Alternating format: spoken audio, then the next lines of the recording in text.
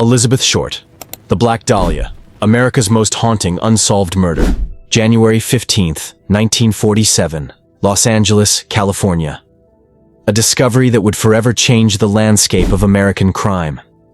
In the winter of 1947, Los Angeles was a city caught between two worlds. The golden age of Hollywood was in full swing, with starlets and hopefuls flocking to the West Coast in pursuit of fame and fortune. The neon lights of Sunset Boulevard promised glamour, but beneath the glittering surface lay a darker reality. City where dreams often turned to dust and where the shadows held secrets that would haunt generations. It was in this atmosphere of post-war optimism and underlying tension that one of America's most shocking and enduring mysteries would unfold. The story of Elizabeth Short, forever known as the Black Dahlia, would become more than just a murder case. It would become a cultural phenomenon, a symbol of shattered innocence, and a puzzle that would consume investigators, journalists, and amateur sleuths for nearly 8 decades. Elizabeth Short was born on July 29, 1924, in Hyde Park, Boston, Massachusetts, to Cleo and Phoebe Short. She was the third of 5 daughters in a family that would face its share of hardships. When Elizabeth was just 6 years old, her father abandoned the family, leaving her mother to raise 5 girls during the Great Depression. From an early age, Elizabeth displayed a fascination with Hollywood glamour. She would spend hours at the local movie theater, mesmerized by the silver screen goddesses of the era, Rita Hayworth, Veronica Lake, and Lana Turner. Their sophisticated beauty and mysterious allure captivated the young girl who dreamed of one day joining their ranks. As she grew into adolescence, Elizabeth developed her own striking appearance. Standing 5'5", with pale skin, green eyes, and jet black hair that she often wore in elaborate styles, she possessed an ethereal beauty that turned heads wherever she went. Her preference for black clothing, dresses, shoes, and even underwear would later contribute to the nickname that would define her in death. Elizabeth's teenage years were marked by restlessness and a yearning for something beyond the confines of her modest Massachusetts life. She struggled with asthma and bronchial problems, conditions that would eventually lead her to seek the warmer climate of California. But it was more than health concerns that drew her west. It was the irresistible pull of Hollywood and the promise of transformation. In 1943, at the age of 19, Elizabeth made her first journey to California. She moved in with her father, who had resurfaced and was living in Vallejo. However, their reunion was short-lived and turbulent. After a series of conflicts, Elizabeth found herself on her own in a state that seemed to offer unlimited possibilities, but demanded everything in return. Elizabeth's early years in California were a patchwork of temporary jobs, fleeting relationships, and constant movement between cities. She worked as a waitress, a movie theater usher, and occasionally as a photographer's model. Her striking appearance and natural charisma made her popular among the young men she encountered, but lasting relationships seemed to elude her. During World War II, Elizabeth spent considerable time socializing with servicemen at local USO clubs and military bases. She dated several soldiers and was even engaged to a pilot named Matt Gordon, who tragically died in a plane crash in India in 1945.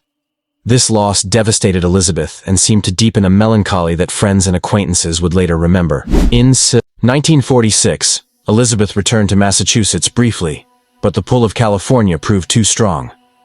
She made her way back to Los Angeles in the summer of 1946, determined to make her mark in Hollywood. She rented a small apartment and began making the rounds of casting offices and talent agencies, carrying a portfolio of photographs that showcased her dramatic beauty. Despite her efforts, success in Hollywood remained elusive. The film industry was notoriously difficult to crack, especially for young women without connections or professional training. Elizabeth found herself competing with thousands of other hopefuls, many of whom had advantages she lacked: formal acting training, influential contacts, or financial backing from wealthy families. During this period, Elizabeth's behavior became increasingly erratic. She was known to disappear for days at a time, often staying with various men she had recently met. Her friends described her as charming but secretive, someone who seemed to be constantly reinventing herself and her personal history. She told different stories about her background to different people, creating an air of mystery that would later complicate efforts to understand her life. The last months of Elizabeth's life were particularly tumultuous. She moved frequently between Los Angeles and San Diego, staying with different acquaintances and struggling to maintain steady employment. Her dreams of stardom seemed increasingly out of reach, and those who knew her during this time noticed a growing desperation beneath her carefully maintained facade. January 15, 1947, began as an ordinary Wednesday morning in the Leimert Park neighborhood of Los Angeles. Betty Bersinger was walking with her 3-year-old daughter when she noticed what appeared to be a discarded mannequin lying in a vacant lot on Norton Avenue. The pale, naked figure was positioned so precisely that it initially seemed artificial. A movie prop, perhaps, left behind from a nearby film show. As Bersinger approached for a closer look, the horrifying reality became clear. This was not a mannequin, but the mutilated body of a young woman. The victim had been severed at the waist with surgical precision, drained of blood, and posed with her arms raised above her head and legs spread apart. Her face bore the marks of severe trauma, with cuts extending from the corners of her mouth to her ears in what investigators would later describe as a Glasgow smile. Bersinger immediately contacted the police, and within hours, the vacant lot was swarming with investigators, reporters, and curious onlookers. The crime scene was unlike anything the seasoned Los Angeles Police Department detectives had encountered. The meticulous nature of the mutilation, the careful positioning of the body, and the complete absence of blood at the scene suggested they were dealing with a killer of extraordinary cunning and depravity. The initial investigation was hampered by the circus-like atmosphere that quickly developed around the crime scene. Newspaper reporters arrived almost simultaneously with the police, and the sensational nature of the crime attracted crowds of spectators who trampled potential evidence and contaminated the scene. In an era before modern forensic techniques, this early contamination would prove devastating to the investigation. Detective Harry Hansen, who would become the lead investigator on the case, later described the scene as the most brutal and sadistic murder he had ever encountered. The precision of the cuts, the drainage of blood, and the careful washing of the body suggested that the killer possessed medical knowledge or at least familiarity with surgical procedures. The identification of the victim came through fingerprints that had been taken when Elizabeth Short was arrested in 1943 for underage drinking in Santa Barbara. When her name was released to the press, reporters immediately seized upon her striking appearance and her preference for black clothing, dubbing her the Black Dahlia, a reference to the 1946 film noir The Blue Dahlia, starring Alan Ladd and Veronica Lake. The investigation was assigned to Detective Sergeant Harry Hansen and Detective Sergeant Finis Brown, two experienced LAPD investigators who would dedicate years of their careers to solving the case. They faced an immediate challenge. Elizabeth Short's transient lifestyle and secretive nature made it difficult to establish a clear timeline of her final weeks or identify potential suspects. The last confirmed sighting of Elizabeth alive was on January 9, 1947, when she was seen at the Biltmore Hotel in downtown Los Angeles. She had been staying with Dorothy French and her daughter in Pacific Beach near San Diego, but had told them she was going to Los Angeles to meet her sister. This sister, investigators later discovered, did not exist. Another example of the fictional narratives Elizabeth often created about her life.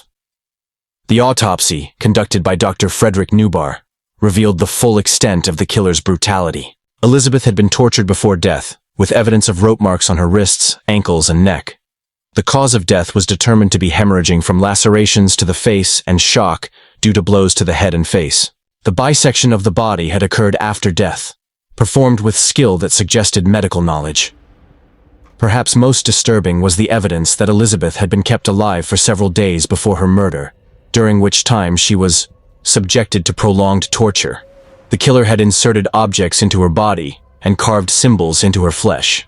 The level of sadism involved suggested this was not a crime of passion, but a carefully planned and executed act of extreme violence. The Black Dahlia case captured the public imagination in a way that few crimes had before. The combination of Elizabeth's striking beauty, her Hollywood aspirations, and the shocking nature of her murder created a perfect storm of media attention. Newspapers across the country devoted front-page coverage to the case, often sensationalizing details and speculating wildly about potential motives and suspects.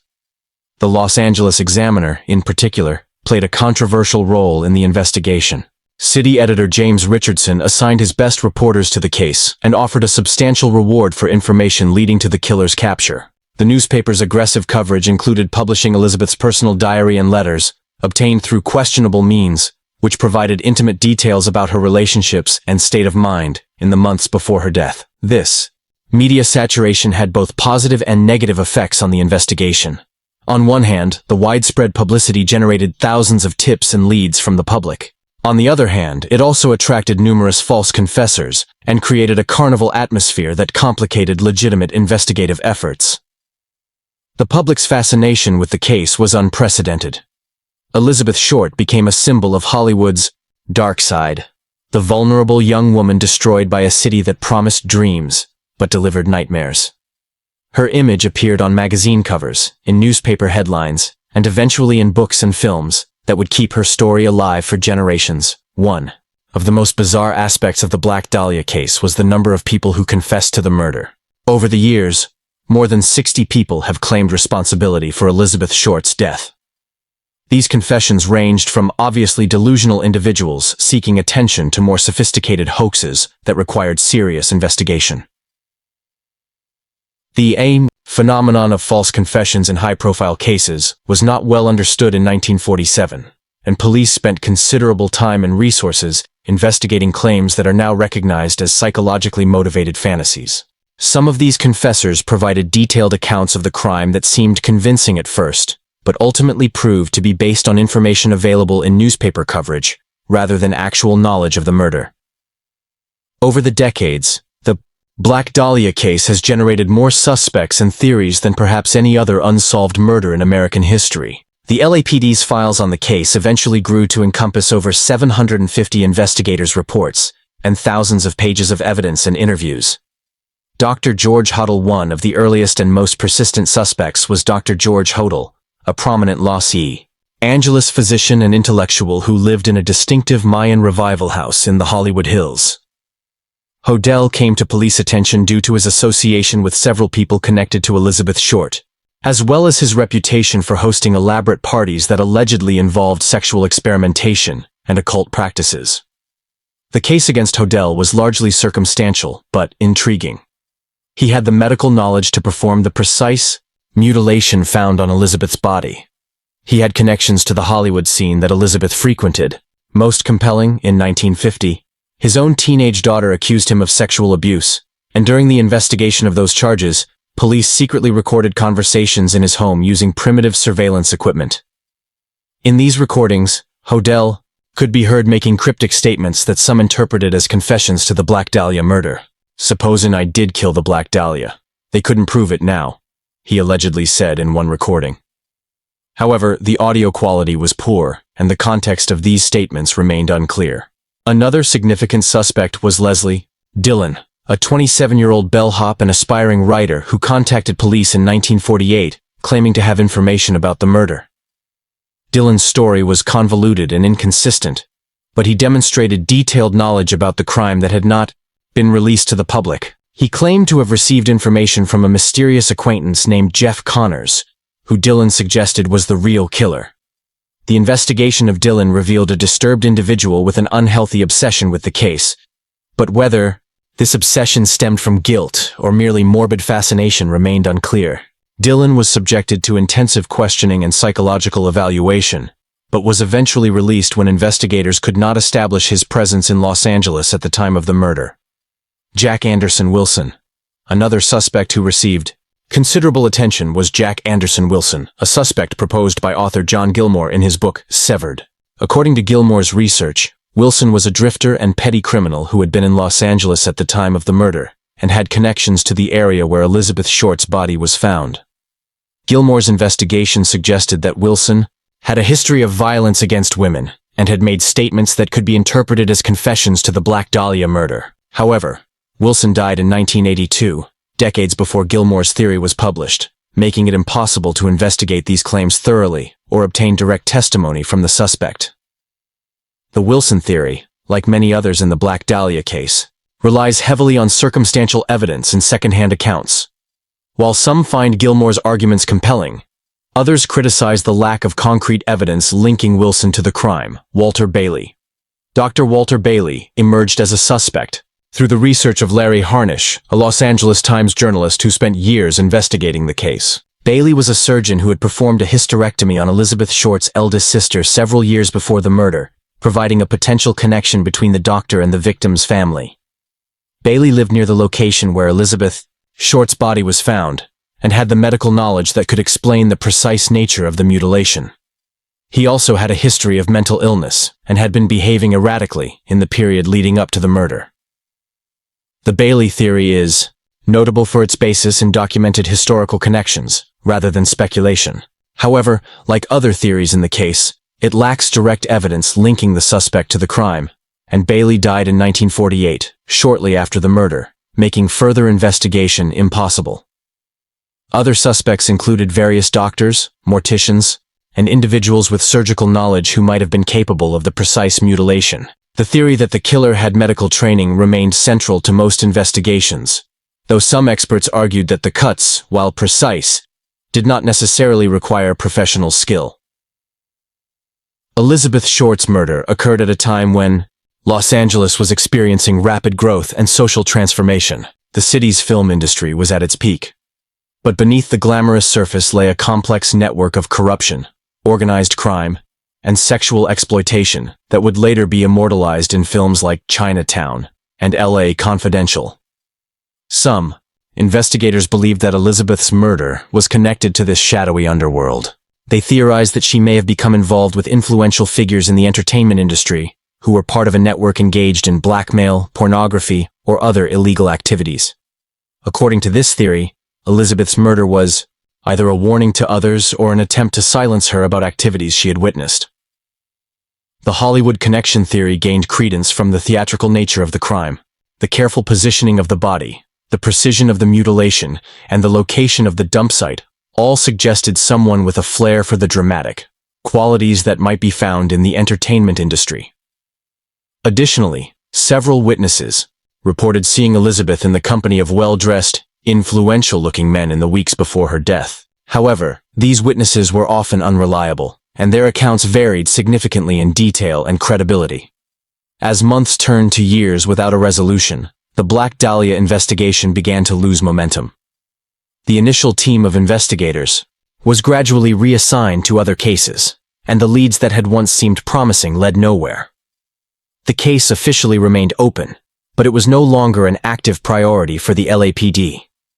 Part of the problem was the sheer volume of information generated by the case. Tips from the public numbered in the thousands, confessions in the hundreds, and potential suspects in the dozens.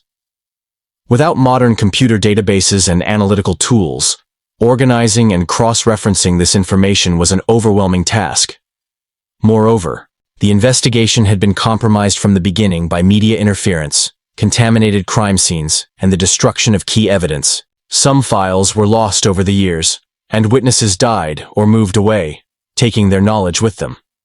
By the 1950s, the Black Dahlia case had become more of a cultural phenomenon than an active investigation. Books began to appear claiming to solve the mystery, each proposing different theories and suspects. These works, while often well-researched and compelling, were based on speculation rather than conclusive evidence. In recent decades, advances in forensic science have offered new hope for solving cold cases like the Black Dahlia murder. DNA analysis, digital reconstruction techniques, and improved database systems have revolutionized criminal investigations. However, the Black Dahlia case presents unique challenges for modern forensic techniques. Much of the physical evidence from the original crime scene has been lost or degraded over time. The contamination that occurred in 1947, when proper crime scene protocols were not yet standard practice, means that any remaining evidence may be compromised. Additionally, the advanced decomposition of Elizabeth's body when it was discovered limited the biological evidence available for analysis. Despite these challenges, several modern investigators have attempted to apply contemporary methods to the case. In 2003, former LAPD detective Steve Hodel published Black Dahlia Avenger, in which he presented evidence implicating his own father, Dr. George Hodel, in the murder. Hodel's investigation included handwriting analysis, photographic evidence, and a re-examination of the 1950s surveillance recordings. Steve Hodel's theory gained significant attention and convinced many observers, but it remained controversial within law enforcement circles. Critics argued that his evidence, while compelling, was still largely circumstantial, and that his personal connection to the case may have influenced his conclusions. Other modern investigators have proposed alternative theories, ranging from connections to organized crime, to serial killers who may have been active in Los Angeles during the 1940s. Each new theory brings fresh perspectives to the case, but also demonstrates the complexity of solving a crime that occurred more than 7 decades ago. The eternal mystery today, the Black Dahlia case, remains officially unsolved, despite the efforts of countless investigators, journalists, and amateur sleuths. Elizabeth Short's murder has become more than just a criminal case.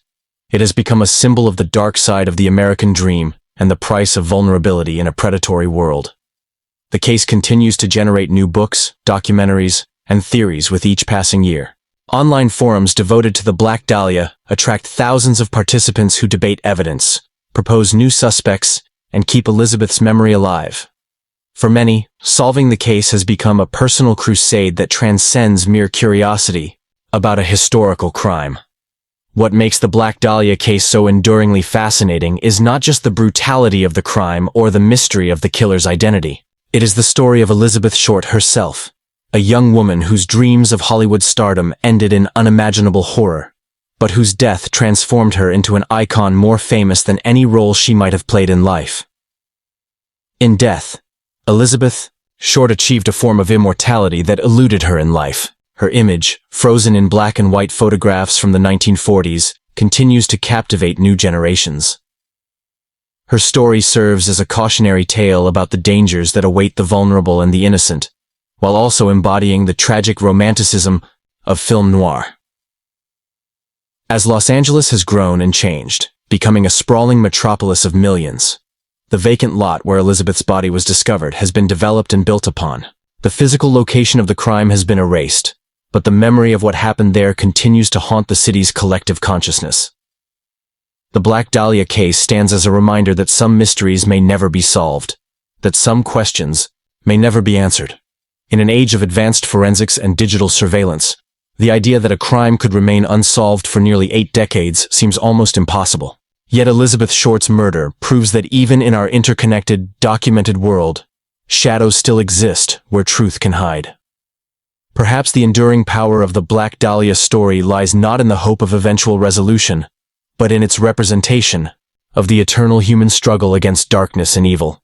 Elizabeth Short was not just a victim of one disturbed individual. She was a victim of a system that failed to protect the vulnerable, a society that commodified beauty and youth, and a city that promised dreams but too often delivered nightmares. Her story continues to resonate because it speaks to universal fears and desires.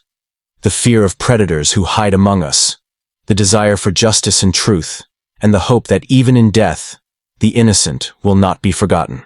The Black Dahlia case may never be solved, but Elizabeth Short's memory serves as both a memorial to her brief life and a warning about the darkness that lurks beneath the surface of our civilized world. The Black Dahlia remains, after all these years, America's most haunting unsolved murder, a case that has become legend, a victim who has become an icon, and a mystery that continues to define our understanding of crime, justice, and the price of dreams deferred. If you like my content, please like and subscribe my channel.